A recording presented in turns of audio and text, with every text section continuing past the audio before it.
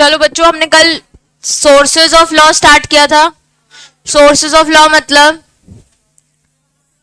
कहां से, origin, the word we used origin, किस लॉ का क्या ओरिजिन है। जब हम इनकी टेबल देख रहे थे तो इन्होंने क्या क्या बताया था, कस्टम्स है, वो क्या पढ़ रही है, कस्टम्स है, जुडिशियल डिसीजन, स्टैट्यूट, लेजिस्लेशन और पर्सनल लॉ। तो उन्होंने बेसिकली हमें 4 सोर्सेज बताए, ठीक है, जिसमें जो कि प्राइमरी सोर्सेज है हमारे ट्रेडिशनल। एक होते हैं सेकेंडरी सोर्सेज, ठीक है। सेकेंडरी सोर्सेज में क्या क्या है, इक्विटी, गुड्स कंसाइंस और प्रिंसिपल ऑफ जस्टिस। वो टेबल याद है,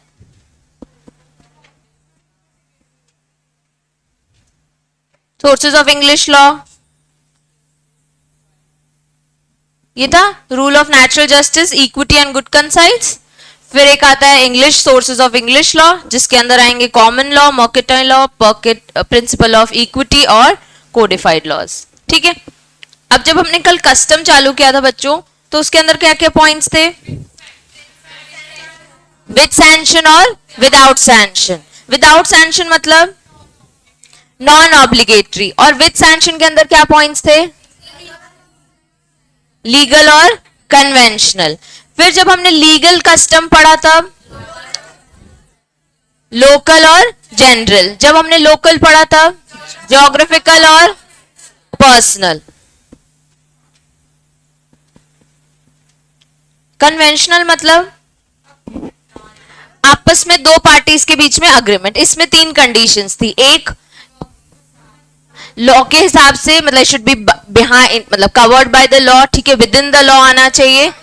known to the parties, both the parties are aware that they are entering into these agreement, and third reasonableness, ठीक है, जो भी आप बात करो वो थोड़ी एक्यूरेट और रीजनेबल बात होनी चाहिए।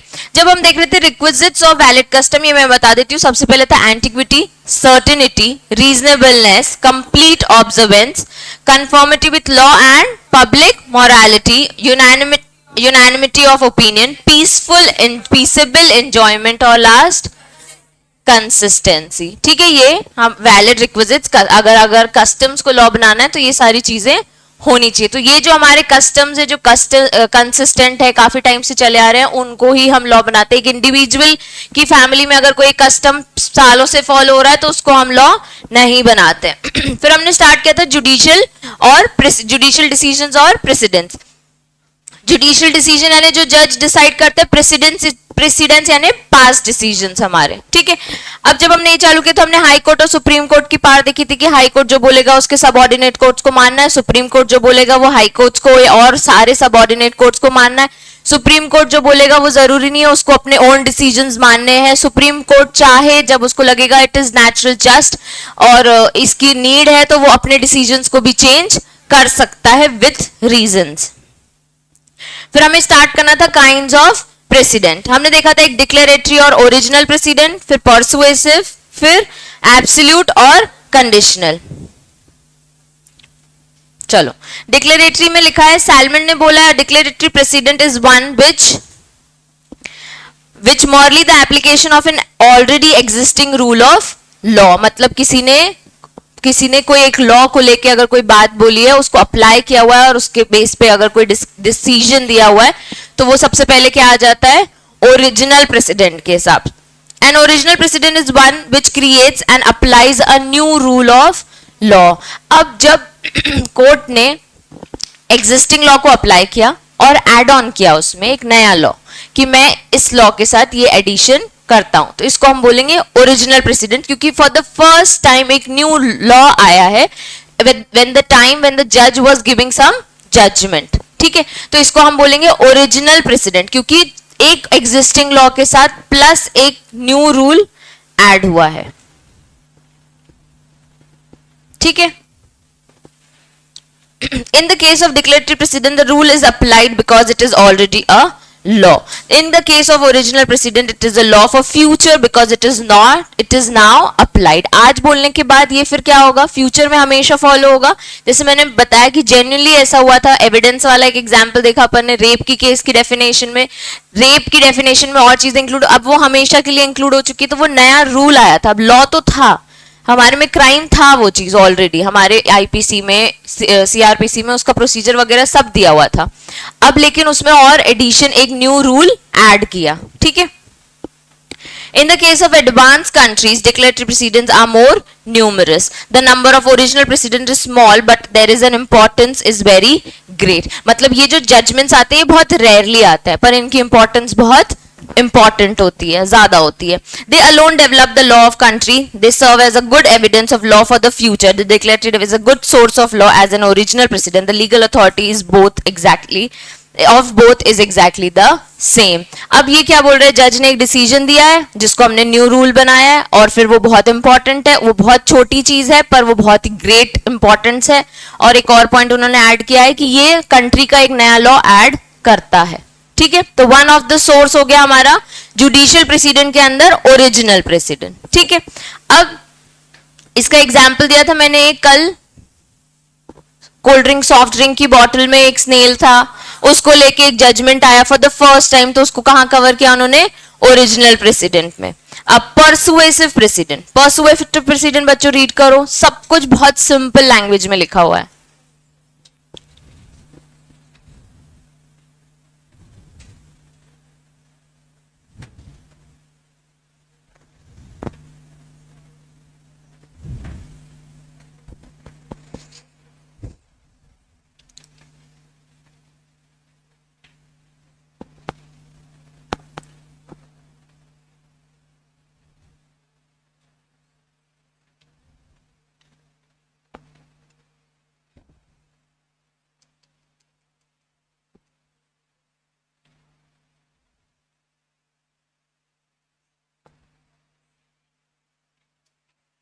ये इसका मतलब हमने समझा था परसुएसिव का कल भी, वैसा ही है, एग्जैक्ट सेम चीज लिखी हुई है.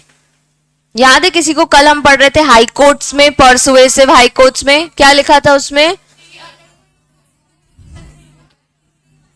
राशि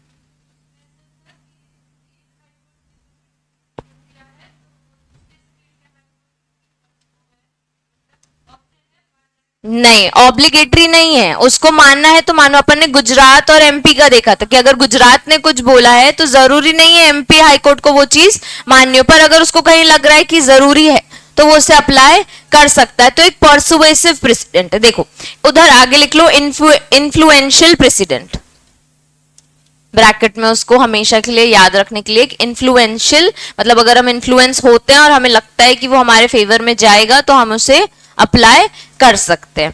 अ persuasive precedent is one which the जजेस are not obliged to follow but which they will take into consideration with will they give a great weight. मतलब अगर वो एड ऑन करते हैं अपने स्टेट में भी तो उनके लिए फायदेमंद होगा. In India decisions of one high court are only persuasive precedent in other high court. तो हमने हाई कोर्ट के एग्जाम्पल समझे.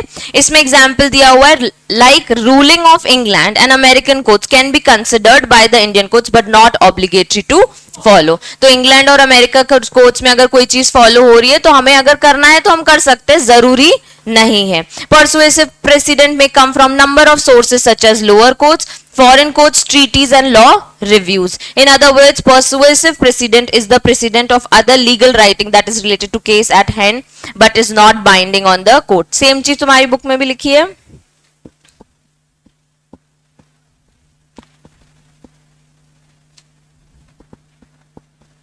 इंग्लिश अमेरिकन वाला एग्जाम्पल भी. ठीक है, समझ आ गया सबको कि एक हाई कोर्ट ने कुछ बोला है तो जरूरी नहीं है वो सबको फॉलो करना पड़े, लेकिन अगर फॉलो करते हैं तो उनके लिए बहुत अच्छा फायदामंद हो सकता है. तो इसलिए हम इसको बोलते हैं एक परसुएसिव प्रेसिडेंट. तो जज के डिसीजंस भी हमारे लिए लॉ बन सकते हैं. तो पहला हो गया ओरिजिनल प्रेसिडेंट, दूसरा हो गया परसुएसिव. परसुएसिव तब जब उसको आपको ऑब्लिगेटरी बनाना है तब. ठीक है. अब एब्सोल्यूट अथॉरिटेटिव प्रेसिडेंट और कंडीशनल, ये तुम लोग ने ही मुझे बताया था। एब्सोल्यूट मतलब मैम जिसको फॉलो करना ही पड़ेगा, मतलब अगर सुप्रीम कोर्ट ने कुछ बोला है तो all over India, all over the country वो फॉलो होगी ही। और कंडीशनल मतलब मैम कुछ कंडीशंस अप्लाई होके, एज पर रूल्स अगर कुछ कंडीशंस अप्लाई होके उसको मानना ही पड़ेगा। अब एब्सोल्यूट अथॉरिटी हमारी सुप्रीम कोर्ट को दी गई है हमने कि अपने सबऑर्डिनेट कोर्ट्स, अपने इंफीरियर कोर्ट्स के लिए हमें कुछ भी आप नया रूल लॉ बता सकते हो, तो one of the source judicial president के अंदर आ जाता है absolute president, authoritative president. Read करो।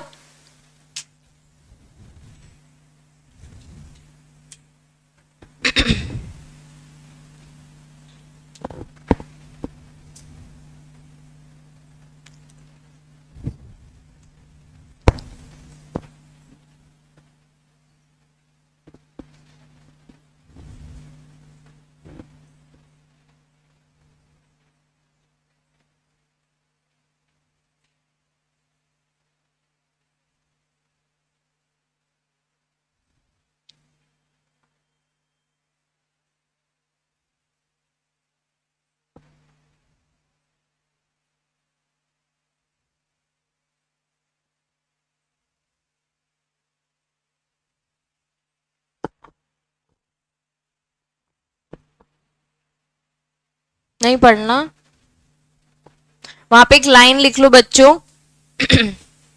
इट मीन्स, लिखो, इट मीन्स एब्सोल्युटली बाइंडिंग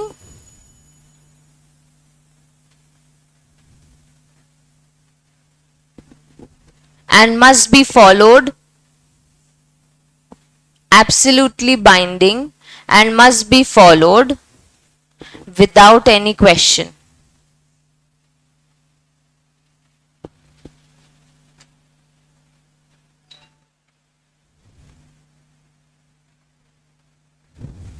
और इंडिया वाला मार्क कर लो। इंडिया में क्लियरली लिखा है कि सुपीरियर कोर्ट ने जो बोला है वो सब वाले सारे सबऑर्डिनेट कोर्ट को फॉलो करना ही पड़ेगा। ठीक है, तो कोई कोई बड़े जज मतलब सुप्रीम कोर्ट के जज ने अगर कोई जजमेंट दिया है तो वो उनको फॉलो करना पड़ेगा विदाउट एनी क्वेश्चन। और बहुत सिंपल लैंग्वेज में लिखा है, तुम अपने हिसाब से भी इसको फ्रेम कर सकते हो। रीड क्लास में इसलिए बोल रही हूँ क्योंकि घर पे रीड करने पे मजा नहीं आएगा, मार्क भी कर लोगे तो नहीं मजा आएगा। ठीक है,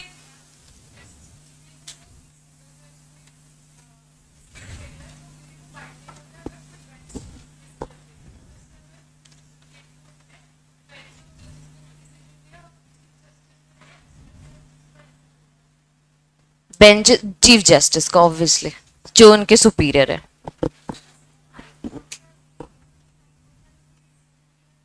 सब ऑर्डिनेट्स को फॉलो करना पड़े, लेकिन उनकी जुरिस्डिक्शन में ना, उनकी जुरिस्डिक्शन।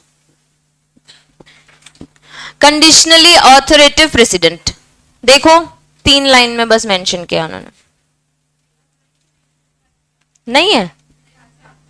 अच्छा, देखो doctrine of stare decisis explain क्या होगा फिर, वो अपनी बुक में इन लोग के।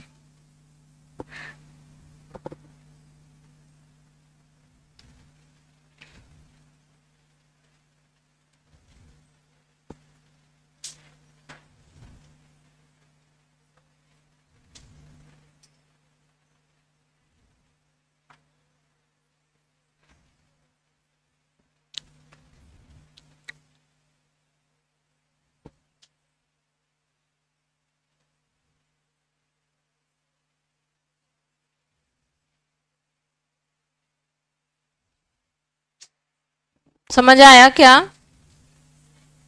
नहीं आया? मैं बता रही हूं।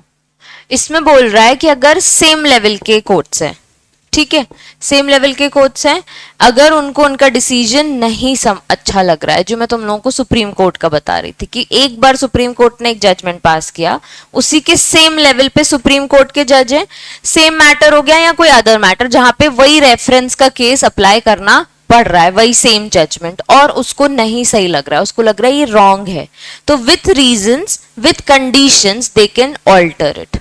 ठीक है, या हाफ ऑफ द पार्ट वो अग्री कर सकते हैं कि ठीक है पास जजमेंट है और इसमें से इतना पार्ट मुझे वैलिड लग रहा है तो मैं इसको ऐड ऑन कर देता हूं कि ये रूल एप्लीकेबल है, और मुझे इतना पार्ट रॉन्ग लग रहा है तो मैं या तो इसको चेंज कर दूं या मैं इसको टोटली अवॉइड कर दूं।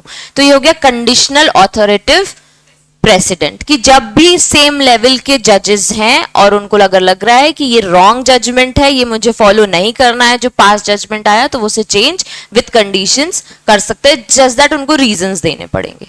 ठीक है, बस उतना ही एक्सप्लेन किया हुआ। अब ये हमने समझा था डॉक्ट्रिन ऑफ स्टेयर डेसिस।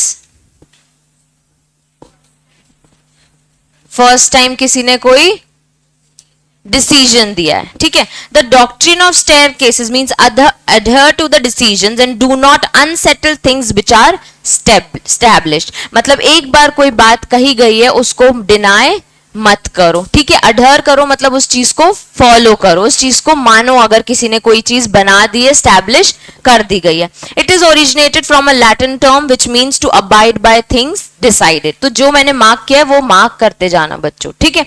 वो क्या बोल रहे हैं, इसका मतलब क्या है, to abide by things decided.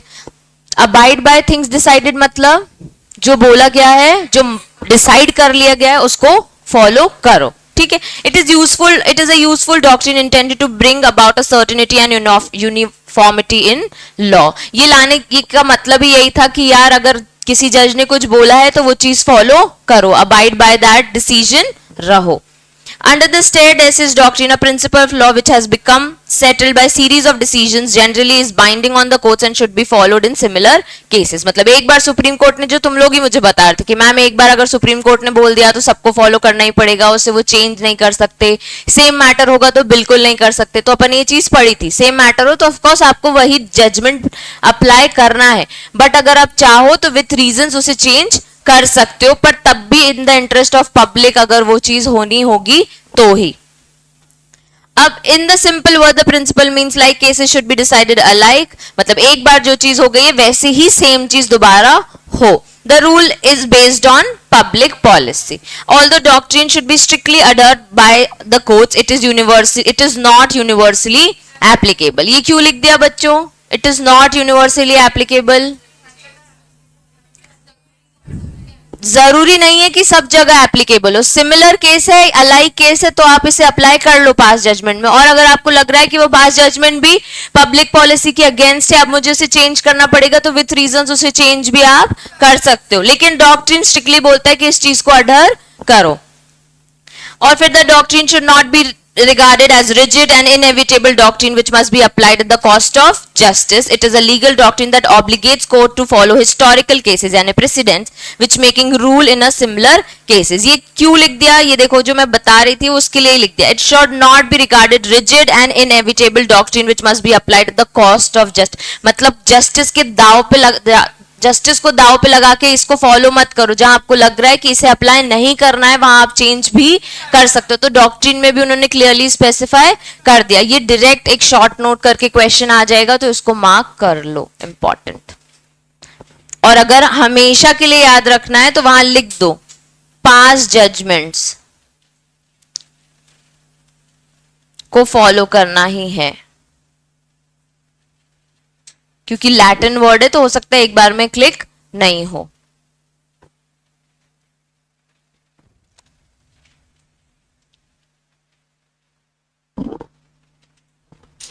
अब अपनी अपनी बुक में जहां रेशो डेसिडेंडी और ऑबिटर डिक्टा लिखा है, ठीक है, वहां पे स्टिकी नोट लगा दो। मैं जो लिखवा रही हूं ना वो लिख लेना इसकी अंडरस्टैंडिंग के लिए।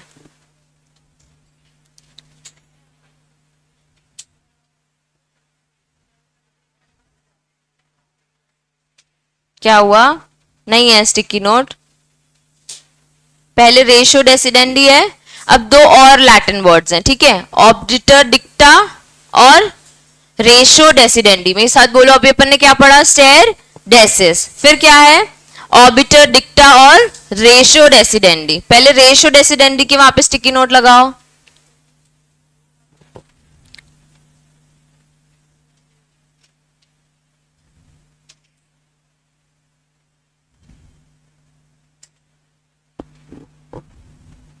लगा लिया, बोलूं?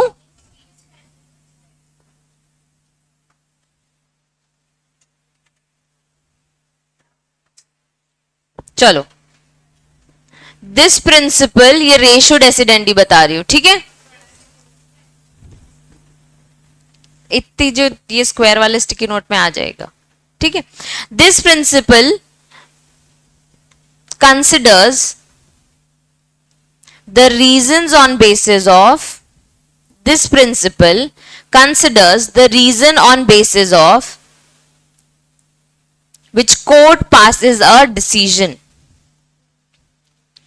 The court passes a decision. फिर से बोल रही हूं.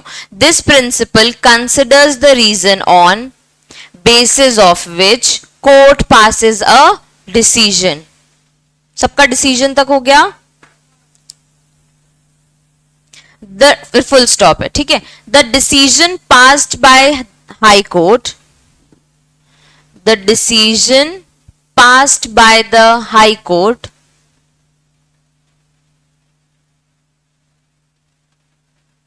is binding on subordinate court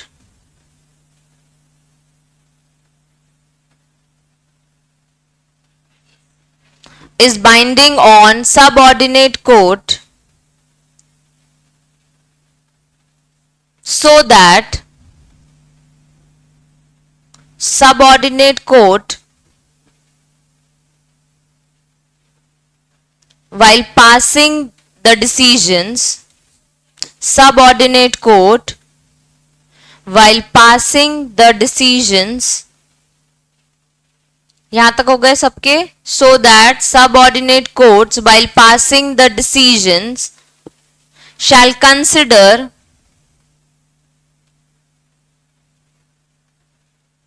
the reasons which were considered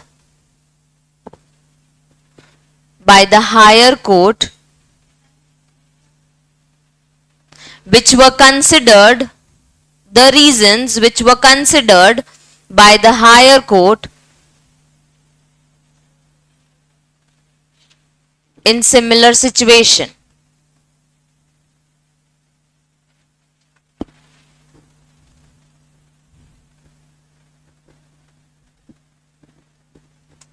लिख लिया. ये होता है हमारा रेशो डेसिडेंटी. अभी मैं एक्सप्लेन कर दूंगी. ठीक है. अब ऑर्बिटर डिक्टा के लिए लिख लो.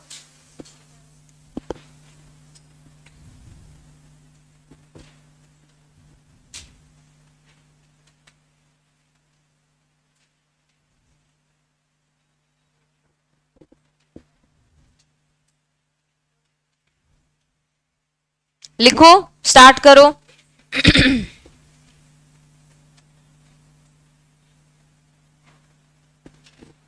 बोलूं. The facts and the principles,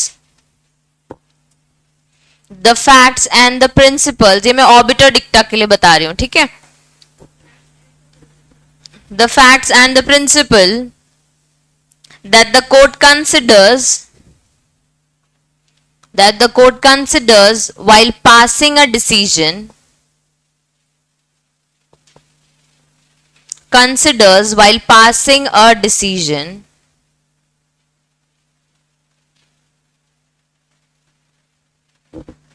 are not the part of the decision, are not the part of the decision but can provide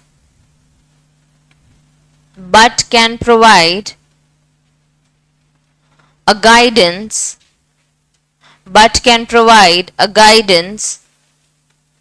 to future judges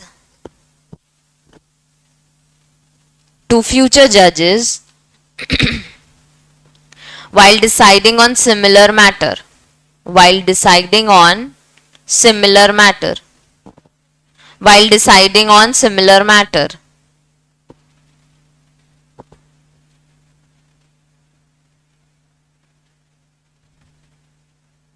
लिख लिया सबने. अब मैं एक्सप्लेन करती हूं. ठीक है. पहले बच्चों दो चीजें हैं, एक रेशो डेसिडेंडी और एक ऑर्बिटर डिक्टा.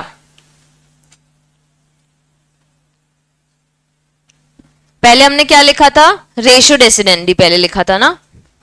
ठीक. देखो जब हम एविडेंस पढ़ रहे थे और जिन्होंने नहीं पढ़ा, हमने बहुत बार ऐसे समझा है कि कुछ टाइप के फैक्ट्स होते हैं जो डायरेक्ट फैक्ट्स होते हैं, ठीक है, या बोल लो रेलेवेंट होते हैं, और कुछ इररेलेवेंट बोल लो, या फिर इतने इंपॉर्टेंट नहीं होते, नॉट सो इंपॉर्टेंट, ठीक है। जब भी कोई एक मैटर होता है उसमें फैक्ट्स आते हैं, ठीक है। कुछ फैक्ट्स को हम इतना रेलेवेंट समझते हैं कि हम जजमेंट में इंक्लूड करते हैं उसको। जब हम पढ़ रहे थे ऑर्डर, जजमेंट और एक और चीज थी डिक्री, ठीक है। जब हम पढ़ रहे थे कि एक डिक्री आ जाती है, डिक्री मतलब बच्चों फाइनल ऑर्डर। डिक्री मतलब होता है कि जब फाइनल जज बोल देता है कि सुनो अब तुम्हें इतना पैसा देना है, तुम्हें इतनी पनिशमेंट होगी और तुम इस चीज से मतलब तुमको जस्टिस मिल जाएगा, ठीक है। ये फाइनल जब सारे फैक्ट, सारे डिसीजंस होने के बाद, सारे आर्गुमेंट, सारे विटनेसेस, सब कुछ होने के बाद एक फाइनल डिक्री आती है, उसके बाद आता है जजमेंट। जब फाइनल डिक्री आ जाती है मतलब सारी अपील वगैरह होने के बाद डिक्री आती है, ठीक है। तो जब फाइनल एक डिक्री आ जाती है तो बनता है जजमेंट। जजमेंट मैंने बताया था बहुत बड़ा होता है, ठीक है। जजमेंट में हम फैक्ट्स लिखते हैं, रीजंस ऑफ जजमेंट भी लिखते हैं कि अगर जज ने कोई डिसीजन दिया है तो उसका रीजंस भी होगा। बच्चों वो रीजंस क्या होंगे? फैक्ट्स ही होंगे कि क्योंकि इसने यहाँ ये गया था, क्योंकि उसने वहां की ट्रेन की टिकट कराई थी, क्योंकि इसके घर पे ऐसी ऐसी चीजें मिली थी कि हाँ इसने मर्डर किया था, इसके लिए मैं ये जज, और भी बहुत सारी चीजें कि आर्गुमेंट्स में ये प्रूफ होता है, इसके लिए मैं ये जजमेंट पास कर रहा हूं कि इसको इतनी सजा होगी। तो वो जो मेन फैक्ट्स थे, जो जिनको हम बोलते हैं रीजंस फॉर अ डिसीजन, वो कहीं ना कहीं कहां काम आते हैं? जब आप जजमेंट पढ़ते हो तो आपको पूरी स्टोरी लाइन समझती है। अब जब ऐसा सेम केस हो रहा है और कोर्ट का एक जजमेंट आ गया हो,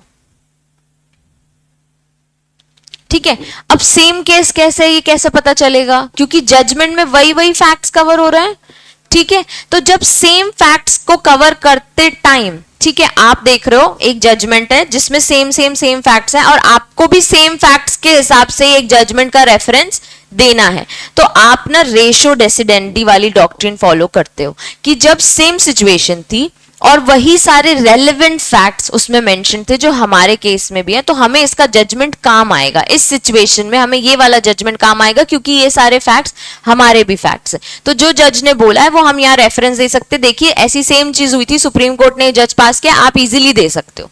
तो लोअर कोर्ट है, सपोज हाई कोर्ट में आपका मैटर चल रहा है, हाई कोर्ट में आपने सुप्रीम कोर्ट का जजमेंट दिखा दिया, वो इजीली उनके लिए भी ईजी है, वो इजीली पास ऑन कर देंगे कि हाँ सेम जजमेंट इधर पे अप्लाइड है। तो उसमें उसने कौन सा डॉक्ट्रिन यूज किया?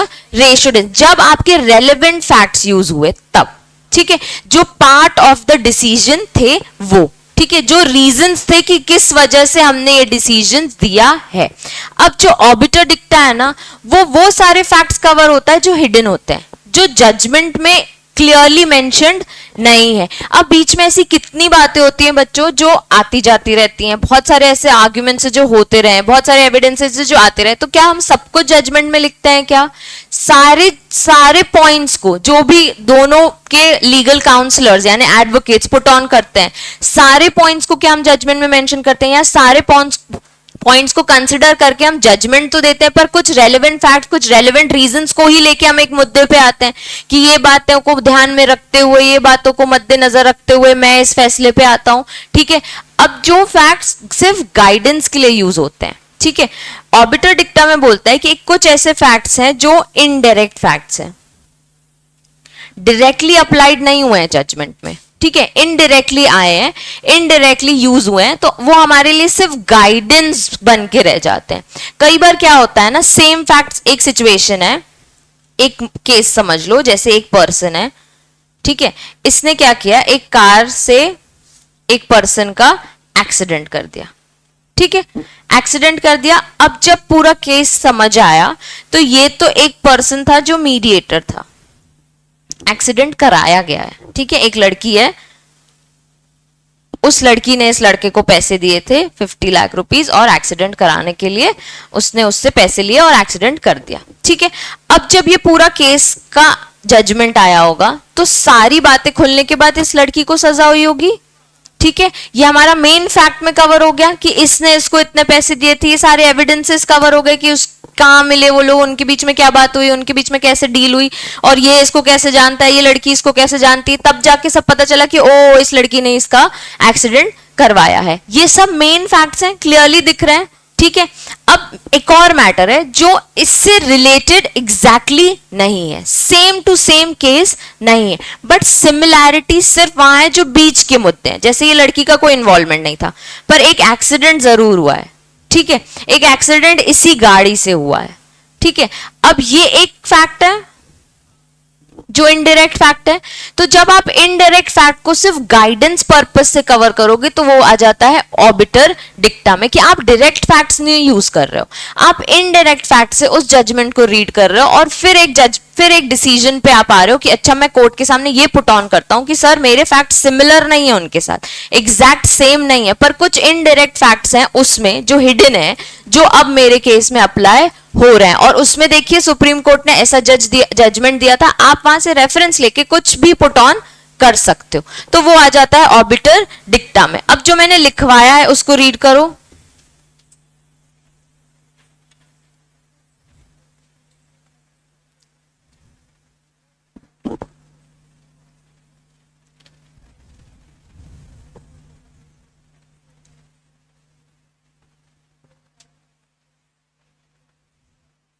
तो जिस आधार पे जजमेंट आता है वो कौन सा होता है? रेशियो डेसिडेंटी, जिन रीजंस पे हमारा डिसीजन आता है, ठीक है।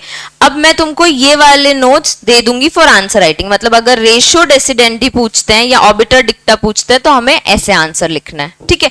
देखो रेशियो डेसिडेंटी सबसे पहले तो एक लैटिन फ्रेज है, ठीक है, जिसका मतलब है the reason for the decision. Ratio decidency refers to legal, moral, political, social principle on which the court decision rests. It is a rational for reaching a decision of a case. तो वो सारे points जिनको consider करते हुए court ने एक decision दिया वो सब कहाँ कवर हो जाते हैं? रेशियो डेसिडेंट। इसके फॉलोइंग बेसिक इंग्रेडिएंट्स क्या है? सबसे पहले फाइंडिंग और मटेरियल फैक्ट्स में बोल रही थी, जो डायरेक्ट फैक्ट्स होते हैं, relevant facts, both direct and inferior यानी रिजेंबलिंग। उसके बाद statement of principles of law applicable to legal problems disclose by the facts, मतलब जो जो इशू था वो फैक्ट्स में कहीं ना कहीं डिस्क्लोज हो गया और आपने जजमेंट में अपने डिसीजन में उसको कवर किया है। अ जजमेंट और judgments based on the combined effect of one और टू। तो पहला कौन सा हो गया? सारे रेलेवेंट फैक्ट्स। दूसरा उस पे आपने कौन कौन सा लॉ अप्लाई किया हुआ है, ठीक है, और जितनी आपने लीगल प्रॉब्लम्स डिस्क्लोज किए हैं उस फैक्ट्स के हिसाब से, मतलब क्वेश्चन ऑफ लॉ जो भी आपके अराइज हुए वो, ठीक है। अगर सेम आपके में भी हो रहा है तो आप क्या अप्लाई कर रहे हो? रेशियो डेसिडेंसी। और लास्ट उसी के बेस पे आपका एक जजमेंट आया, मतलब पहला हो गया फैक्ट्स, दूसरा हो गया क्वेश्चन ऑफ लॉ।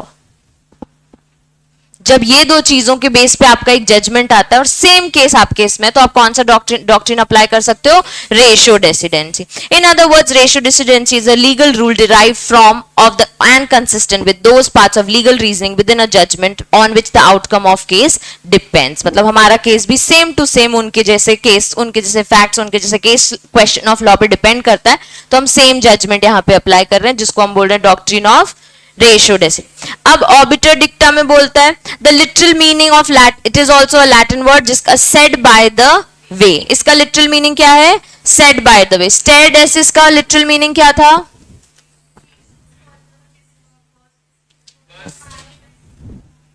पढ़ो, अब भी जहां डॉक्ट्रिन लिखा है, abide by the, past decisions को फॉलो करो, और एक और वर्ड है उसका लिटरल मीनिंग क्या है? adhere to the decision, नहीं, इसका वर्ड है to abide by the things decided, जो मैं बोल रही थी, ठीक है। स्टेयर डेसिस का मतलब क्या है? to abide by the things decided। Ratio decidendi का मतलब क्या है? the reason of the decision। और ऑबिटर डिक्टा मतलब said by the way। अभी पहले मतलब समझते। The term is used in law to refer an opinion और non necessary remark made by the जज। तो क्या हम पूरा जजमेंट ले रहे हैं? क्या हम पूरे फैक्ट्स ले रहे हैं? पर कुछ फैक्ट्स को लेके उनका एक ओपिनियन आया था, कुछ फैक्ट्स को लेके उनका कोई एक रीजन आया था जो कि नेसेसरी नहीं है, एक रिमार्क आया था, सिर्फ हम वो यूज कर रहे हैं, ठीक है। Obiter डिक्टा additional observation, remarks and opinions made by the जज। द जज are not bound to follow them. It is a casual opinion by the judge. Are any casual comments by judge during hearing? It is too difficult for the lawyers to understand whether an expression of the judge is casual one or not. ये उन्होंने एक statement डाल दिया कि हम नहीं decide कर सकते वो कैजुअल रिमार्क था कि जेन्युइनली कुछ था, पर हम ये पुट ऑन करते। बहुत सारे प्रैक्टिकली ऐसा होता है कि सर एक ऐसा केस चल रहा था जिसमें जो केस एक्चुअली क्रिमिनल का था, पर बीच में ना कंज्यूमर प्रोटेक्शन को लेके एक लाइन आई हुई थी, ठीक है। केस क्रिमिनल का था, पर क्योंकि उसमें कंज्यूमर प्रोटेक्शन लॉ भी इन्वॉल्व था, तो उसमें कंज्यूमर प्रोटेक्शन को लेके जज ने अपना कोई रिमार्क ओपिनियन पुट ऑन किया था, तो वो भी आप इंक्लूड कर सकते हो। तो उसको हम बोलेंगे ऑबिटर डिक्टा, क्योंकि केस तो हमारा क्रिमिनल पे था, पूरा अलग ही रीजन, अलग ही जजमेंट, पर बीच में एक रिमार्क एक अदर लॉ को लेके आया था, क्योंकि उसका कहीं ना कहीं मैटर था, उसका कहीं ना कहीं रेफरेंस रेलेवेंस उस पूरे केस में था, तो उसको हम क्या बोलेंगे, ऑबिटर डिक्टा कवर हो रहा है। In other words, it refers judge comment or observation passing on matter arising in case before him which does not require a decision. Obiter remarks not essential to a decision do not create binding precedent. तो obiter डिक्टा हमारे ऊपर binding नहीं होता, उनके opinion से, उनके remarks से जो ड्यूरिंग द हियरिंग उन्होंने कुछ ना कुछ कवर किया था, इसको लेके अगर हम यूज कर रहे हैं तो उसको हम क्या बोल रहे हैं, ऑबिटर डिक्टा। अब स्टेयर डेसिस का मतलब abide by the things decided, ratio decidendi का मतलब रीजंस फॉर द डिसीजन, और ऑबिटर डिक्टा का मतलब सेड बाय द वे। तीनों लैटिन वर्ड्स हैं, तीनों से तुमको एक आध शॉर्ट नोट जरूर आ सकता है कि ये वाली डॉक्ट्रिन एक्सप्लेन करो।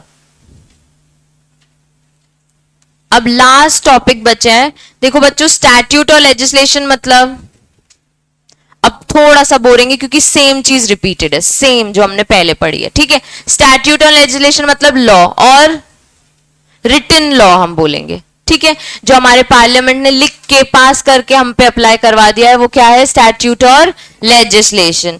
जैसे एग्जांपल में दिया, act of parliament of a state legislature, legislature is either supreme और सबऑर्डिनेट या डेलीगेटेड। अब क्योंकि हमारी गवर्नमेंट अप्रूव करती है ना, प्रेसिडेंट से अप्रूव होके जो लॉ आता है, वही चीज पूरे पैराग्राफ में देखो वही लिखा है।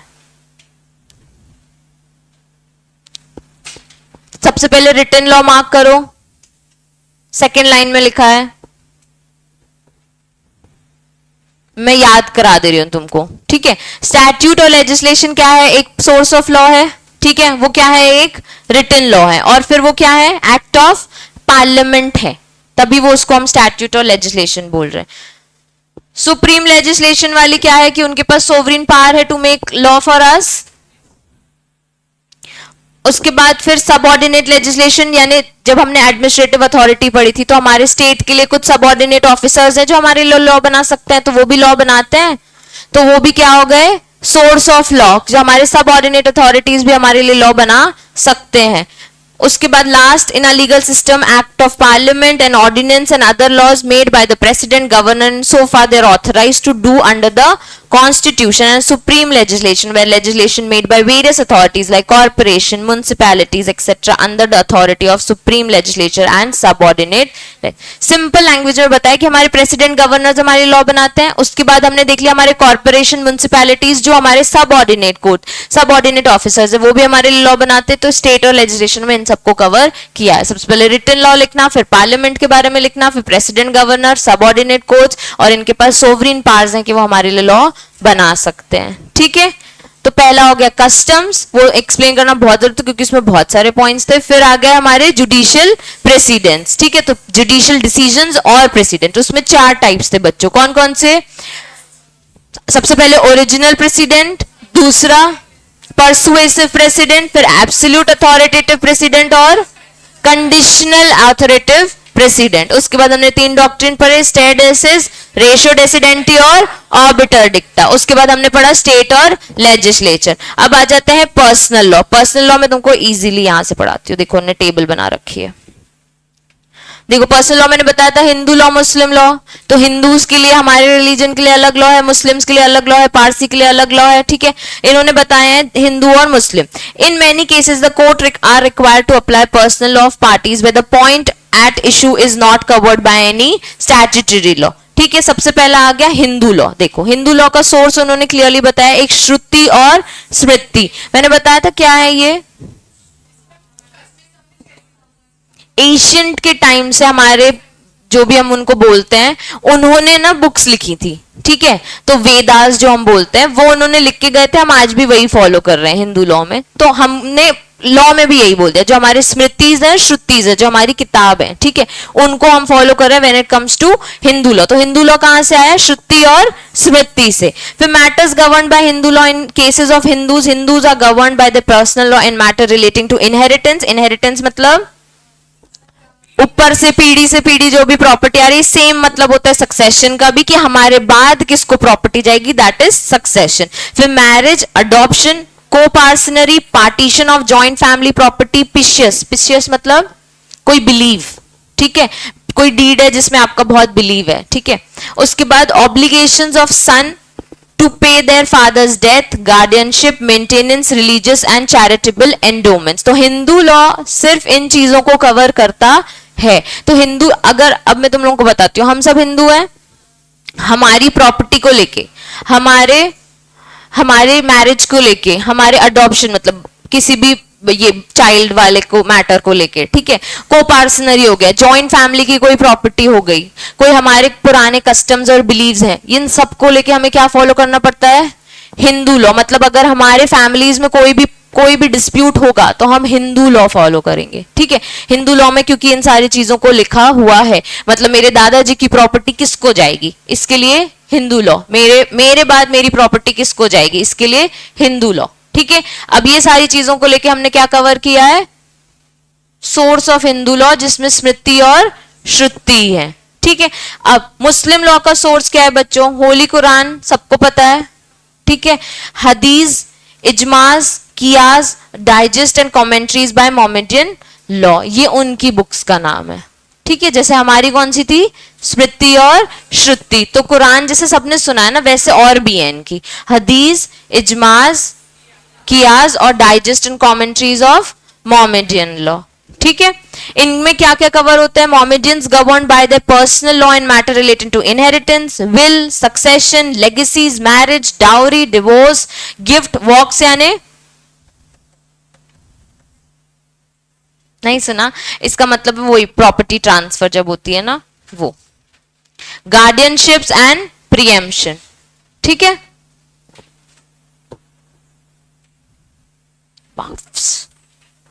ये हमारे कौन कौन से हो गए? Personal law. पर्सनल लॉ में उन्होंने क्या पहले बताया है? हिंदू लॉ। दूसरा क्या बताया है? Muslim law. हिंदू लॉ का सोर्स क्या है?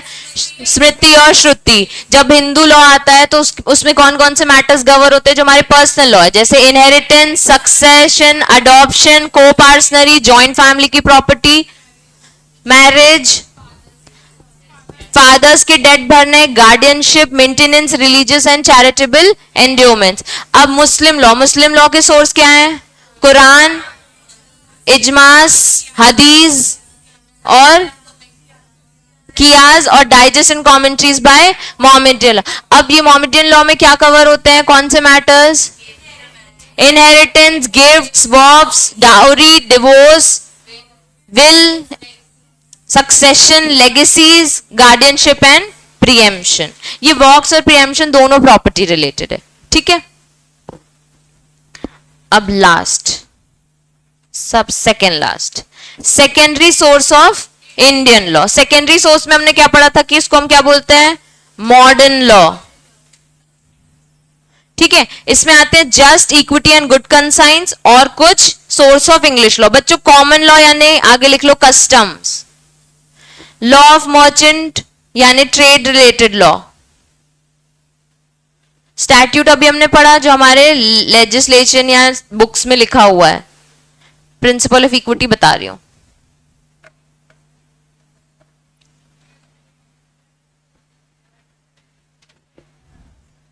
Justice, equity and good conscience, ये सारी चीजें जो हमारी ट्रेडिशनल लॉ है वही है, एग्जैक्टली वही है, पर थोड़ा सा मॉडर्न वे में, ठीक है।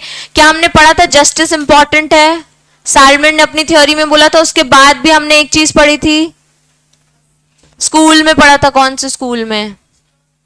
पॉजिटिविस्ट स्कूल में पढ़ा था। नहीं, उसमें कमांड वाला था। रियलिस्टिक में जस्टिस है, देखो।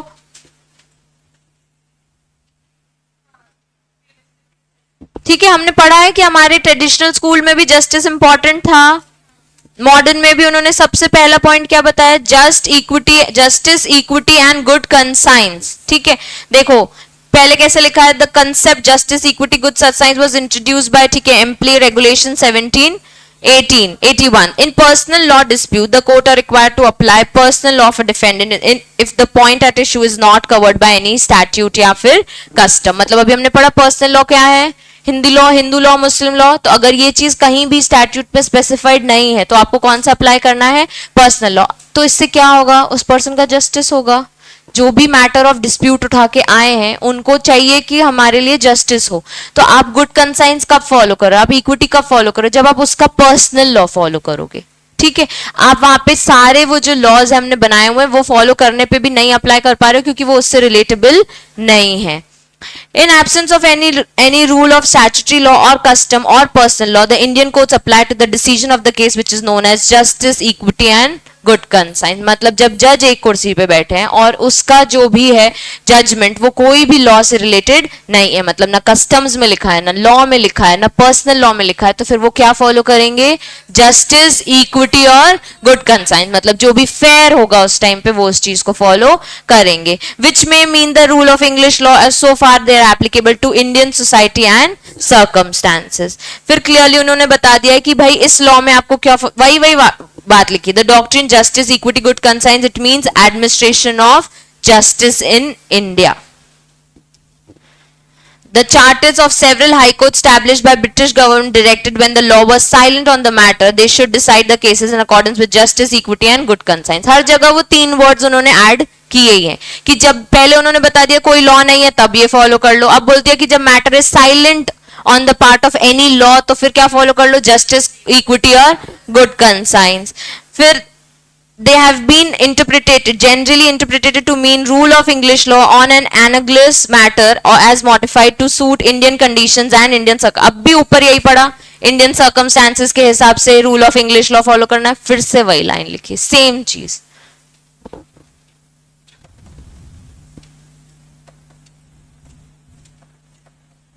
ठीक है, दूसरा होता है इंग्लिश लॉ जिसमें हमने पढ़ा कॉमन लॉ, लॉ मर्चेंट और प्रिंसिपल ऑफ इक्विटी और स्टैट्यूट। देखो अब जब इंग्लिश लॉ आता है तो कॉमन लॉ में मैंने बताया कस्टम्स लिख लो, इसमें है common law in the constant in the given of those principles of law evolved by the जजेस in making decisions on the case that are brought before them. मतलब वो क्या कर रहे हैं, एक जजमेंट दे रहे हैं, अभी सिर्फ इतना लिखा है। These principles have been built up over many years as so far to form a complete statement of law in a particular years। जब लिख दिया many years से फॉलो कर रहे हैं तो हम क्या फॉलो कर रहे हैं many years से, कस्टम्स, वही है कॉमन लॉ। ठीक है, law denotes that the body of legal rules, principles, sources of which are generally immemorial customs, judicial decisions and textbooks on jurisprudence, जो अभी स्टार्टिंग में पढ़ा था एकदम। ठीक है, ये हो गया हमारा कॉमन लॉ। लॉ मर्चेंट देखो, लॉ मर्चेंट में मार्क करो सारे वही कस्टम्स और usages which are binding on traders, जो बिजनेस करते हैं उनके लिए जो कस्टम्स है। ये हमारा क्या हो गया, सोर्स ऑफ इंग्लिश लॉ में सेकेंड पॉइंट है। सबको नींद आ रही है ना, a custom has to be prove by party claiming it, नहीं आ रही, थोड़ा सा बोलेंगे बस खत्म होने वाला है। फिर भी क्लास में एटलीस्ट बच्चों हमको याद हो गया है। Now I am sure at least मैं तुमसे क्वेश्चन पूछूं तो मैं अंडरस्टैंडिंग आ जाएगी और एक एक्सप्लेनेशन आ जाएगा। अब तुम्हें सिर्फ लिखने के लिए पॉइंटर्स बनाने और कुछ भी नहीं। Sources law is very boring chapter literally, पर क्लास में पढ़ के आई थिंक थोड़ा इंटरेस्टिंग हो गया क्योंकि सारे पॉइंटर्स दिमाग में आ गए। एटलीस्ट एक क्रक्स है हमारे पास चैप्टर का कि what is it is about and what all it covers. ठीक है, अब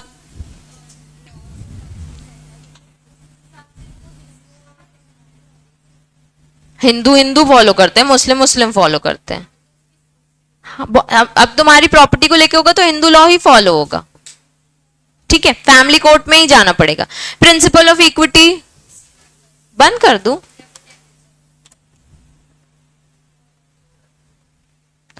अब ये तुम बंद हो गए, कर दी बंद। Principle of equity, equity is the body of rules, principle, source which was neither a custom nor written law, यानी past judgments, precedents, but imperative dictate of conscience which had been set forth and developed in the court of chancery। chancery यानी हमारे king, chancellors बोलते हैं। ठीक है, अभी भी court को बाहर जजेस को चांसलर्स बोलते हैं। तो भाई पहले से अगर कोई चीज किसी मुद्दे पे एक डिसीजन आ गया है तो उसको आप अब अप्लाई कर लो, क्योंकि वो न कोई लॉ में रिटन है ना ही वो कोई कस्टम में स्पेसिफाइड है। तो वो क्या हो गया, प्रिंसिपल ऑफ इक्विटी।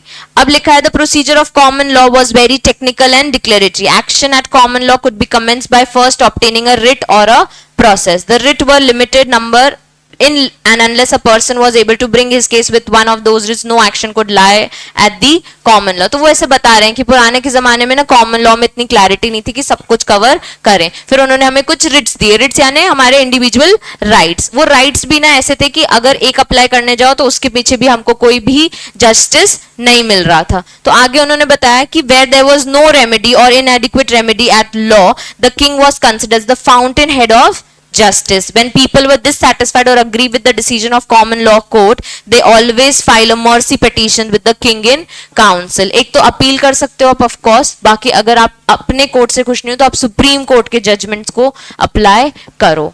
ठीक है, आप वहां पे उनके रेफरेंसेस दो, और नहीं तो अपील जाके करो। किंग ऑफ, इसमें काउंसलर लिखा है, हमारे लिए सुप्रीम कोर्ट है।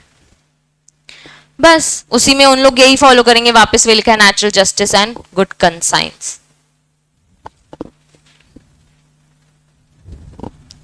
लास्ट है स्टैट्यूट, जो अब भी पढ़ा, जो रिटन लॉ है। एक लाइन में बोलना हो तो प्रिंसिपल ऑफ इक्विटी में लिख लो पास जजमेंट्स, प्रेसिडेंट्स और appeal to supreme courts, higher courts और appeal to higher courts.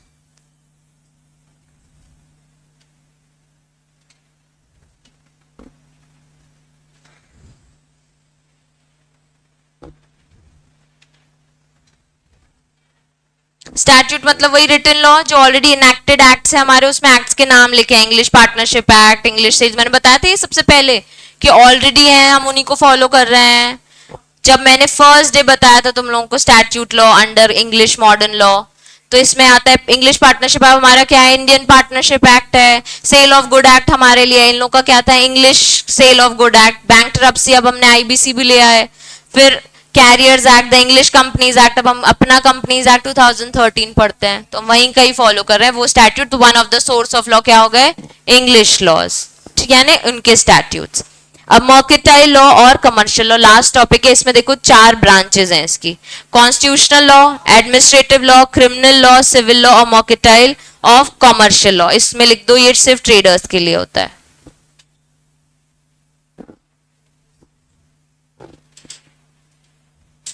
Constitutional law हम अभी पढ़ेंगे, हमको पता है क्या होता है। एडमिनिस्ट्रेटिव लॉ हमने पढ़ लिया है। क्रिमिनल लॉ क्या होता है हमको पता है, आईपीसी और सीआरपीसी वाली चीजें। सिविल लॉ हमने पढ़ा है, सीपीसी और मर्केंटाइल ऑफ कमर्शियल लॉ। जब हम सिविल लॉ पढ़ रहे थे तो उसके बाद था एक कमर्शियल लॉ। न्यू बच्चों, कमर्शियल एक्ट क्या था वो पढ़ा है यार अपन ने। मर्केंटाइल कमर्शियल लॉ फिर मैंने किसको, नुपुर मैं बुक में दिखाऊं, है अपन ने पढ़ा है, तुम लोगों को तो है कमर्शियल लॉ। एक टॉपिक है कमर्शियल कोर्ट्स, हाँ वही उसी एक्ट से आया, उसमें वो पूरे एक्ट का नाम लिखा है, mercantile of commercial law. Commercial courts पढ़ा है नुपुर, तुम थी क्लास में। सो जाओ नम्रता थोड़ी देर बस खत्म हो गया बस। इसके बाद 2 और है बस, बोरिंग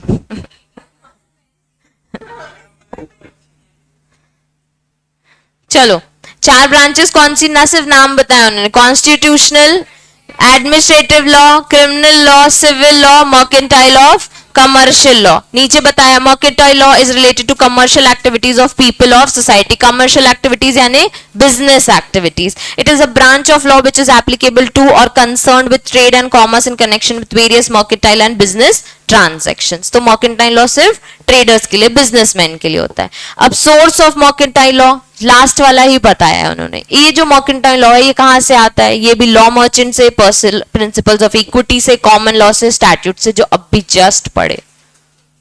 ठीक है, तो मर्केंटाइल लॉ के सोर्सेस क्या है, statute, principle of equity, common law, mercantile law, खुद जो ट्रेड का लॉ है, देखो शॉर्ट में उन्होंने एक्सप्लेन किया है। पहले इंग्लिश मर्केंटाइल लॉ बताया है, ठीक है। इंग्लिश मर्केंटाइल लॉ यानी बाहर बना था, हमने अब इंडिया में बना दिया ट्रेड लॉ, जो अब भी हमने पढ़ा for the business transaction, business activities. फिर act enacted by the Indian legislature और स्टैट्यूट लॉ, सेकंड सोर्स था स्टैट्यूट लॉ। तो फिर कौन कौन से कॉन्ट्रैक्ट एक्ट हैं जिसमें बिजनेस डीलिंग्स को लेके हम जा सकते हैं, सेल ऑफ गुड है, पार्टनरशिप है, नेगोशिएबल इंस्ट्रूमेंट है, आर्बिट्रेशन, कंसिलिएशन और इंश्योरेंस एक्ट। फिर जुडिशियल डिसीजंस, पास डिसीजंस भी हमारा एक सोर्स ऑफ लॉ बन जाता है ऑफ मर्केंटाइल लॉ। और कस्टम्स और ट्रेड और यूसेज, एक बिजनेस करने का तरीका, जैसे मैंने टैक्स बताया था, शुरू से चला आ रहा है, अभी भी वही फॉलो हो रहा है, तो वन ऑफ द कस्टम्स वहां कवर होते हैं, ठीक है। तो अगर क्वेश्चन पूछे source of Indian mercantile law तो लिख लोगे, जो शुरू में पढ़ा है सेम एग्जैक्ट वही लाइंस है, ठीक है। अब एक क्रक्स समझ लेते हैं पूरे चैप्टर का, ठीक है।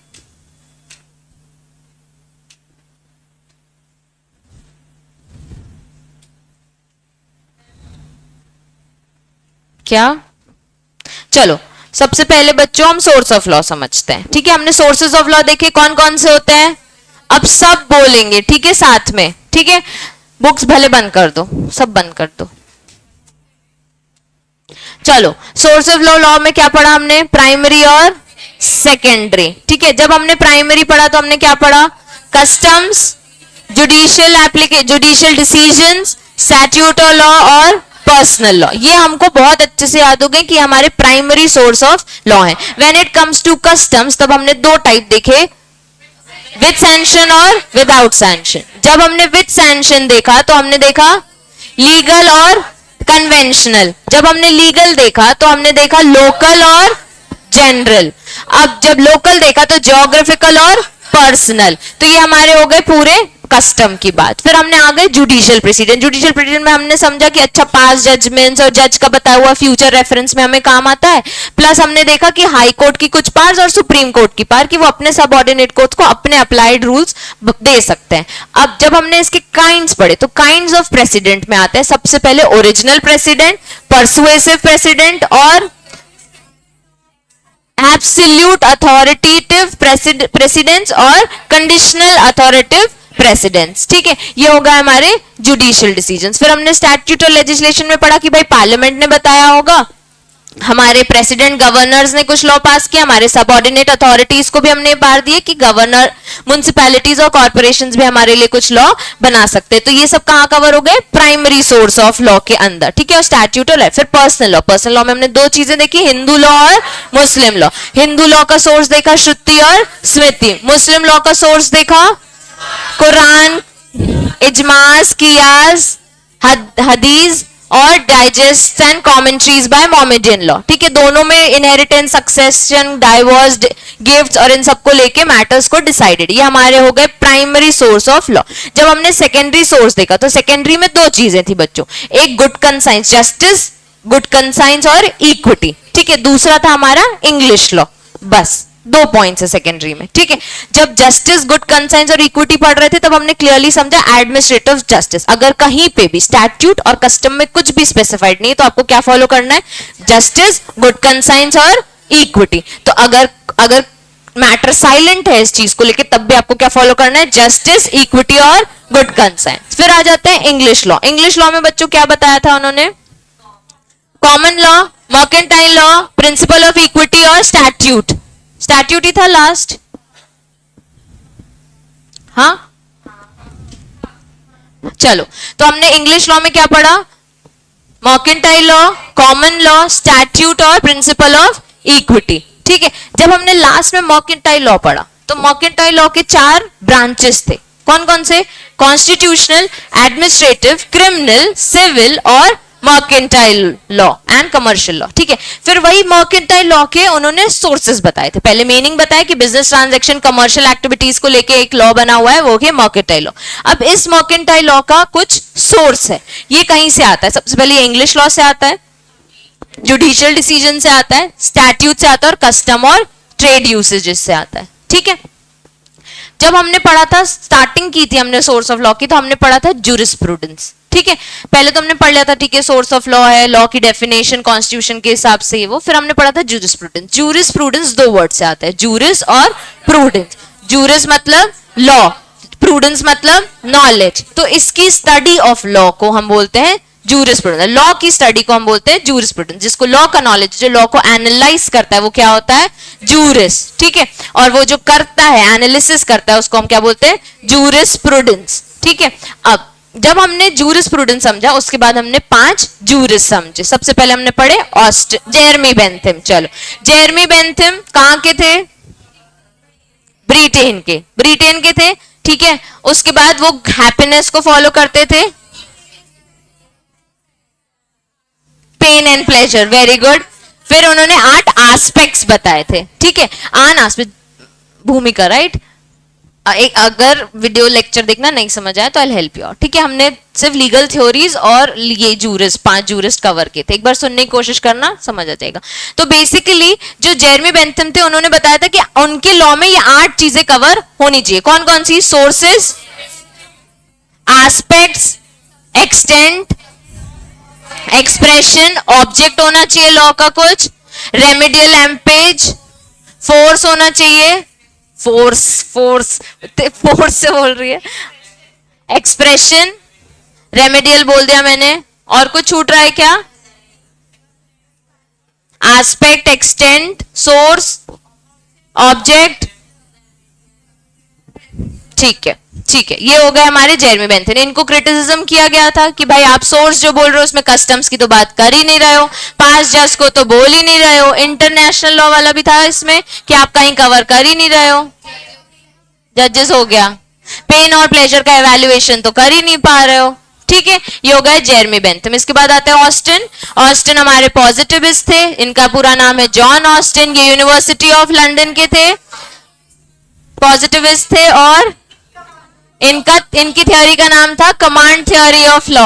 अब कमांड थ्योरी ऑफ लॉ में क्या बोलते हैं, जो हमारे सुपीरियर जो बोलेंगे वो हम फॉलो करेंगे, और इसमें 3 बातें उन्होंने बोल दी, कमांड, सोवरेन अथॉरिटी और सैंक्शन। भैया सोवरेन अथॉरिटी के बाद पनिशमेंट भी कवर होगी, ये हमारे ऑस्टिन जी बोलते। अब इनको, इनकी बुराई कैसे की गई कि सबसे पहली बात इनने जजेस को कवर नहीं किया, फिर बोल दिया कि जो कमांड देते हैं वो खुद तो लॉ फॉलो कर नहीं रहे, मतलब दे आर नॉट ओबिंग जिनको हमने उस पोजीशन पे बिठाया है, और इंटरनेशनल लॉ इसमें है, ठीक है। इंटरनेशनल लॉ वाली चीज इन लोग कवर ही नहीं कर रहे हैं कि हमारी कमांड तो हमारी कंट्री के लिए, अगर इंटरनेशनल को अगर हमको कवर करना है तो हम कैसे कमांड को कवर करेंगे, और आपने बोल दिया कमांड हमारे राइट्स और इक्वल इंटरेस्ट को तो कहीं पे कवर किया ही नहीं कि हमारे भी कुछ राइट्स हैं, हम जो उन्होंने बोला हम वही थोड़ी सुनेंगे, हमें भी अगर उनके अगेंस्ट एक्शन लेना हो तो वो भी लॉ में कवर होना चाहिए। हमारे कौन हो गए, ऑस्टिन जी। दूसरे salmon, salmon was also a positivist, इसका पूरा नाम क्या है, जॉन विलियम सैलमन। ये कहां से आए थे, न्यूजीलैंड के, जज भी रहे हैं सुप्रीम कोर्ट के, ये प्रोफेसर भी हैं और न्यूजीलैंड में। उसके बाद इन्होंने क्या बोला, जस्टिस, पूरी देर एडमिनिस्ट्रेशन ऑफ जस्टिस की बात कर रहे थे। जब इनका क्रिटिसिज्म हुआ तो क्या बुराई निकली, कुछ सबसे पहला कुछ लॉज ऐसे हैं जो अनजस्ट भी हैं, और पैसेज ऑफ टाइम के साथ हमने चेंजेस भी लाए हैं लॉ में, तो आप सेम लॉ हमें बार बार जस्टिस के नाम पे कवर नहीं करा सकते। और पॉइंट्स, हाँ, हमने हमारा जस्टिस एक यूनिवर्सल कॉन्सेप्ट है, इसको नेशनल बाउंड्रीज में आप कवर मत करो, मतलब सिर्फ लॉ के बाहर भी जस्टिस हम कवर करवा सकते हैं, और 3 ही है, ठीक है। इसके बाद कौन है, रॉस्को पाउंड। रॉस्को पाउंड कहां के थे, अमेरिकन लीगल स्कॉलर थे, ठीक है, ये अमेरिकन लीगल स्कॉलर थे, सोशल फैक्ट्स पे बात करते थे, सोशल इंटरेस्ट की बात करते थे, 3 टाइप के इंटरेस्ट बताए थे, इंडिविजुअल, पब्लिक और सोशल इंटरेस्ट। इन तीनों को उन्होंने डिफाइन किया हुआ था, पर कहीं पे भी इन्होंने राइट्स को डिफाइन नहीं किया था। ये बार बार बोलते जो सोसाइटी का है वही करो, जो सोसाइटी के फेवर में है वही करो। अब इसके लिए क्या बुराइयां निकली, लिस्ट ऑफ इंटरेस्ट से सब कुछ नहीं होता है, इंटरेस्ट चेंज होते हैं with time. Perfect, individual, public और सोशल, ये जो 3 इंटरेस्ट आपने बताए इनकी बड़े डाउटफुल है, इनके डिस्टिंग्विश आपने क्लैरिटी के साथ नहीं दिए हैं, और कोई पॉइंट जजेस को इसने भी इन्वॉल्व नहीं किया है। क्या रॉस को लॉ के ऊपर, इन्होंने हमेशा लॉ इंटरेस्ट को ऊपर रखा है, लॉ को नहीं रखा, जबकि लॉ ऊपर आता है इंटरेस्ट के। और कुछ वो बोल दिया उसने, कोई क्राइटेरिया नहीं है इवैल्यूएट करने का कि आखिर इंडिविजुअल इंटरेस्ट क्या है, पब्लिक इंटरेस्ट क्या है, और साइट आप क्राइटेरिया भी बताओ कि कैसे कवर करें इनके इंटरेस्ट को। अब लास्ट कौन है? हैंस केल्सन क्या बोलिए हेलेन हैंस केल्सन। हैंस केल्सन क्या बताते हैं? केल्सन प्योर थ्योरी ऑफ लॉ, ये कहाँ के हैं? ऑस्ट्रेलिया, ठीक है। अब इन्होंने क्या बताया? प्योर थ्योरी ऑफ लॉ, जो लॉ में लिखा है, जो बुक्स में लिखा है, वही चीज हमें फॉलो करनी है। और कुछ इन्होंने कुछ पॉइंट्स कवर किए हैं क्या? नॉर्म्स, इन्होंने बोले कि नॉर्म, हमारे जो लॉ है उसका मतलब है नॉर्म, और हमारा जो बेस नॉर्म है वो ग्राउंड नॉर्म। ग्राउंड नॉर्म यानी कॉन्स्टिट्यूशन ऑफ इंडिया। इसके ऊपर आते, इसके नीचे आते हैं सुपीरियर लॉज, उसके बाद फिर इंफीरियर लॉ या सबऑर्डिनेट लॉज, ठीक है। इनके लिए क्या क्रिटिसिज्म था? हमेशा ग्राउंड नॉर्म सही नहीं होते, हमेशा जो ग्राउंड नॉर्म्स को हम अप्लाई नहीं कर सकते। इसमें भी था इंटरनेशनल लॉ हमारा ग्राउंड नॉर्म अप्लाई नहीं करेगा, हमारे म्युनिसिपैलिटीज को, म्युनिसिपैलिटी वाले लॉ, म्युनिसिपल लॉ को कवर करने की कोशिश करेगा। और कोई पॉइंट? टाइम फ्रेम, इनकी वैलिडिटी और इफेक्टिवनेस उसने नहीं क्लैरिटी दी है, ठीक है। ये होगा हमारे 5 थ्योरीज। अब स्कूल कौन कौन से हैं? Natural school, positive school, historical school, realistic school, medieval उसके अंदर है नेचुरल, सोशियोलॉजिकल स्कूल। 5 स्कूल है हमारे, इन्हीं से, इन्हीं थ्योरी से आए हैं, ठीक है।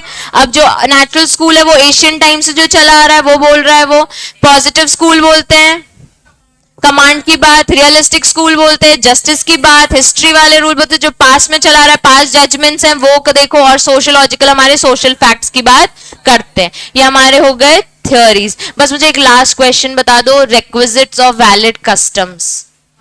Immoral antiquity, consistency, reasonableness, complete observance, peaceably enjoyable, unanimity of opinion, certainty, compulsory observation, हम उसको कंप्लीट ऑब्जर्वेशन बोल रही थी, बस मोरालिटी, ठीक है। ये हमारा पूरा कवर हो गया सोर्सेज ऑफ, ठीक है।